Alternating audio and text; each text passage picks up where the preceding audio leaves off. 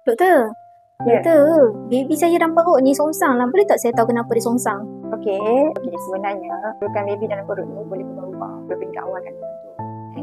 Sebabnya peringkat awal tu kan ada buang lagi, dia boleh duduk kepala ke atas. Kalau songsang kan kepala ke atas, punggung dia dekat bawah, tu songsang. Kalau peringkat awal tak apa. So, kalau awak 20 minggu baru kan, so awak jangan risau. Bagi masa sampai kandungan tu 8 bulan, 9 bulan. Dia dah masuk 9 bulan, kalau contoh masih tak turun lagi kepala ke bawah, kepala ke atas, so kita masih bagi songsang lah.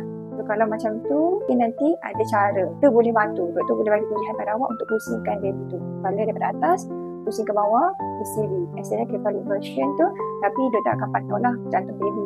Kita akan tengok atau by scan. Kan? Kalau berjaya turun, jantung baby okey, so boleh bagi bersalin normal. Tapi kalau tak berjaya, tu kena caesar.